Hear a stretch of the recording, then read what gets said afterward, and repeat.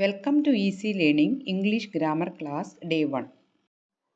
ഈ ഒരു video English ഗ്രാമറിലെ ടെൻസിനെ പറ്റിയാണ് എക്സ്പ്ലെയിൻ ചെയ്യുന്നത്.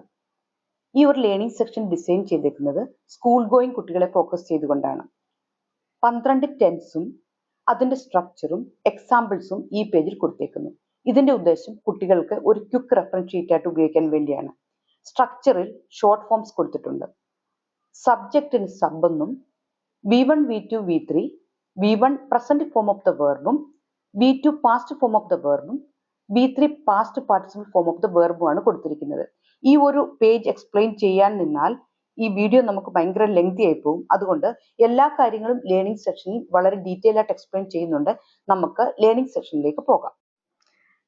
ടെൻസസ് എന്നാൽ കാലങ്ങൾ എന്നാണ് അതിന്റെ മലയാളത്തിലുള്ള അർത്ഥം. There are 3 types of tenses. Present tense വർത്തമാനകാലം, പാസ്റ്റ് ടെൻസ് ഭൂതകാലം, ഫ്യൂച്ചർ ടെൻസ് ഭാവികാലം. ഈ ഓരോ ടെൻസിനെയും 4 ആയിട്ട് തിരിച്ചിട്ടുണ്ട്. പ്രസന്റ് ടെൻസിന്റെ സബ് ടെൻസുകൾ ഏതൊക്കെയാണെന്ന് മനസ്സിലാക്കാം. Simple present tense, present continuous tense, present perfect tense and present perfect continuous tense. Past ടെൻസിനും ഫ്യൂച്ചർ ടെൻസിനും ഇതുപോലെ 4 സബ് ടെൻസുകളുണ്ട്. ഇനി നമ്മൾ ഇന്നിവിടെ മനസ്സിലാക്കുന്നത് സിമ്പിൾ പ്രസന്റ് ടെൻസിനെ പറ്റിയാണ്. എന്താണെന്ന് നോക്കാം. It is usually used to talk about things that happen regularly or habits. Regular ആയിട്ട് നടക്കുന്ന കാര്യമോ അതല്ലെങ്കിൽ ഒരു ഹാബിറ്റ്സിനെ പറ്റി പറയാൻ വേണ്ടിയാണ് സാധാരണയായിട്ട് സിമ്പിൾ പ്രസന്റ് ടെൻസ് യൂസ് ചെയ്യുന്നത്. ഇവിടെ നമ്മൾ ഈ ഡീറ്റെയിൽ ആയിട്ട് തിയറി എഴുതി ചേർത്തിട്ടില്ല.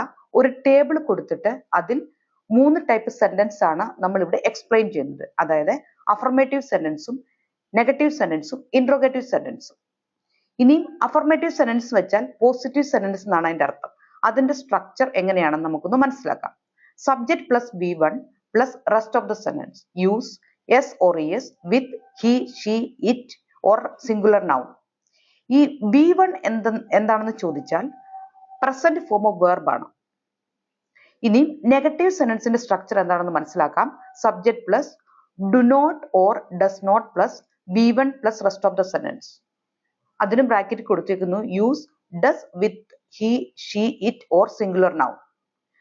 ഇൻട്രോഗേറ്റീവ് സെന്റൻസിന്റെ സ്ട്രക്ചർ വന്നപ്പോൾ do or does plus subject plus V1 plus rest of the sentence ആണ് കൊടുത്തേക്കുന്നത്. അതായത് ഒരു ക്വസ്റ്റ്യൻ ഫോം ചെയ്യുമ്പോൾ ഡുവേലോ ഡെസേലോ ആണ് സ്റ്റാർട്ട് ചെയ്യുന്നതാണ് അത് പറഞ്ഞേക്കുന്നത്. ഇനി നമുക്ക് എന്താണ് എക്സാമ്പിൾസ് എന്ന് നോക്കാം. I play football. ഞാൻ ഫുട്ബോൾ കളിക്കുന്നു. ഐ എന്ന സബ്ജക്റ്റും പ്ലേ എന്ന വെർബും ഫുട്ബോൾ എന്ന ഒബ്ജക്റ്റും ചേർന്ന് വളരെ സിമ്പിൾ ആയിട്ടുള്ള ഒരു സെന്റൻസ് ആണ് ഇവിടെ കൊടുത്തേക്കുന്നത്. അതിന്റെ നെഗറ്റീവ് സെന്റൻസ് വന്നപ്പോൾ I do not play football എന്നാണ് വന്നേക്കുന്നത്. ഐ കഴിഞ്ഞിട്ട് ഡു നോട്ട് ചേർത്തപ്പോൾ അത് നെഗറ്റീവ് സെന്റൻസ് ആയി.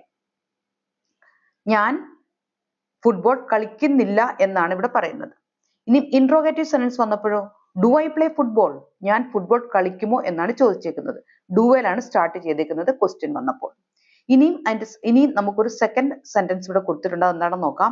She place cricket. അവള് ക്രിക്കറ്റ് കളിക്കുന്നു. ഷീ എന്ന സിംഗുലർ സബ്ജക്റ്റിന്റെ കൂടെ വെർബിന്റെ എസ് ഫോം ചേർന്നിരിക്കുന്നു. അതാണ് ഇവിടുത്തെ റൂള്. ഇനി അതിന്റെ നെഗറ്റീവ് സെന്റൻസ് വന്നപ്പോഴോ she does not play cricket എന്നാണ് വന്നേക്കുന്നത്.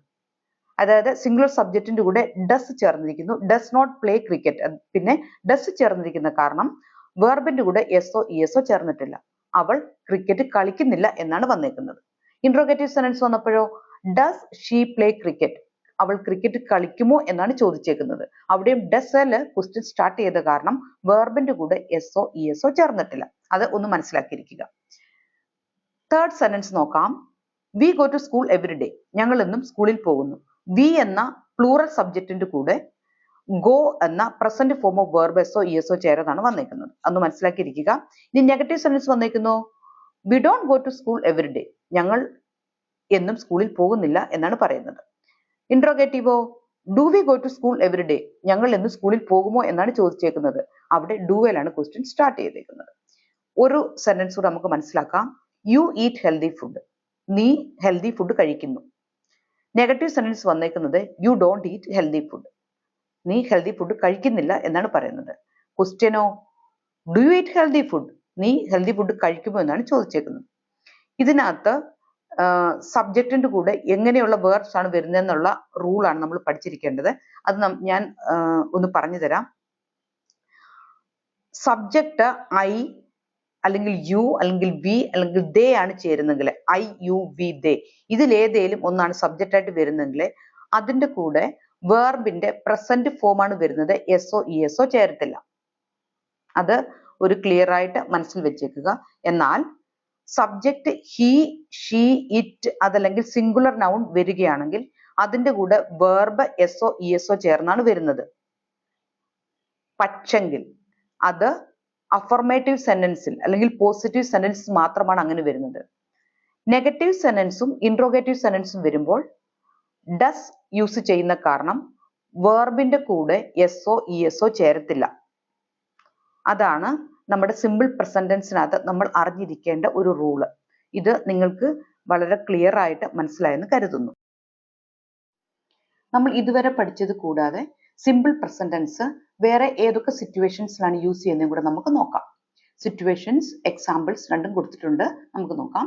A general truth and facts, അതായത് ഒരു യൂണിവേഴ്സൽ ട്രൂത്തിനെ പറ്റി പറയുമ്പോഴും ഫാക്ട്സ് പറയുമ്പോഴും സിമ്പിൾ പ്രസന്റൻസ് ആണ് യൂസ് ചെയ്യുന്നത്. എക്സാമ്പിൾ നോക്കാം. The sun rises in the east, സൂര്യൻ കിഴക്കുദിക്കുന്നു. രണ്ടാമത്തേത് all living things need water to survive, എല്ലാ ജീവജാലങ്ങൾക്കും വെള്ളം അനിവാര്യമാണ് സർവൈവ് ചെയ്യാൻ വേണ്ടി.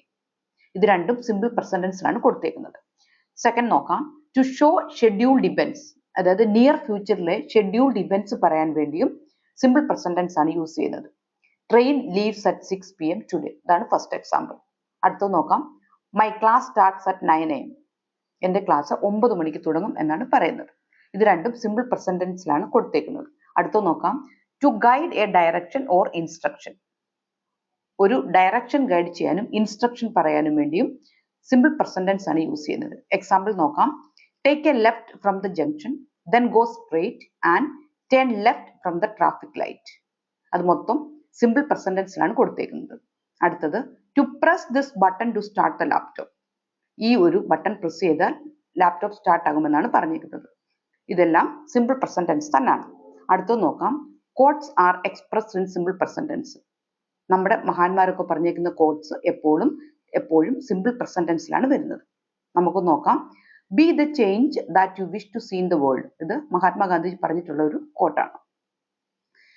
ഇപ്പോൾ നമ്മൾ ഏതൊക്കെ സിറ്റുവേഷൻസിലാണ് സിമ്പിൾ പ്രസന്റൻസ് യൂസ് ചെയ്യുന്നതെന്ന് വളരെ ഡീറ്റെയിൽ ആയിട്ട് പഠിച്ചു കഴിഞ്ഞിട്ടുണ്ട്. ഇനി നമുക്ക് നോക്കാം. ഒരു പാരഗ്രാഫ് ഇവിടെ കൊടുത്തേക്കുന്നു, അത് ഒന്ന് റീഡ് ചെയ്യാം. എന്നിട്ട് അതിനകത്ത് singular subject and plural subject വരുമ്പോൾ എങ്ങനെയാണ് വേർബിന്റെ ചേഞ്ചസ് വരുന്നതെന്നൂടെ നോക്കി മനസ്സിലാക്കിയിട്ട് നിങ്ങളും ഇതുപോലൊരു പാരഗ്രാഫോ അതല്ലെങ്കിൽ 2 സെന്റൻസോ എഴുതാൻ ശ്രമിക്കുക. അപ്പോൾ നിങ്ങൾക്ക് കൂടുതൽ ഡീപ്പ് നോളജ് കിട്ടാനും സിമ്പിൾ പ്രസന്റൻസിന്റെ അണ്ടർസ്റ്റാൻഡിങ് കൂടാനും സഹായിക്കുന്നതായിരിക്കും. കൂടുതൽ എക്സാമ്പിൾസുമായിട്ട് ഇവിടെ ഒരു ടേബിൾ കൊടുത്തിട്ടുണ്ട്. അതിൽ പകുതി ഞാൻ മൊത്തമായി ഫില്ല് ചെയ്തിട്ടുണ്ട്, ബാക്കി അഫർമേറ്റീവ് സെന്റൻസ് മാത്രം കൊടുത്തേക്കുന്നു. അതിന്റെ നെഗറ്റീവ് സെന്റൻസും ഇൻട്രോഗേറ്റീവ് സെന്റൻസും നിങ്ങൾ ഫില്ല് ചെയ്യുക. അതൊരു പ്രാക്ടീസ് സെഷൻ ആയിട്ടിരിക്കട്ടെ. ഈ ഒരു ലേണിംഗ് സെഷൻ നിങ്ങൾക്ക് നല്ലതായിട്ട് മനസ്സിലായി എന്ന് ഞാൻ വിശ്വസിക്കുന്നു. എന്തെങ്കിലും ഡൗട്ട് ഉണ്ടെങ്കിൽ കമന്റ് ബോക്സിൽ ഇടുക, ഞാൻ അതിന് റെസ്പോണ്ട് ചെയ്യുന്നതായിരിക്കും. വീഡിയോ യൂസ്ഫുൾ ആയി തോന്നിയെങ്കിൽ നിങ്ങൾ സബ്സ്ക്രൈബ് ചെയ്യാനും മറ്റുള്ള കൂട്ടുകാർക്ക് ഷെയർ ചെയ്യാനും മറക്കണ്ട. ഇനിയും അടുത്ത ഒരു ലേണിംഗ് സെഷനുമായിട്ട് നമുക്ക് ഉടനെ കാണാം. Till then bye.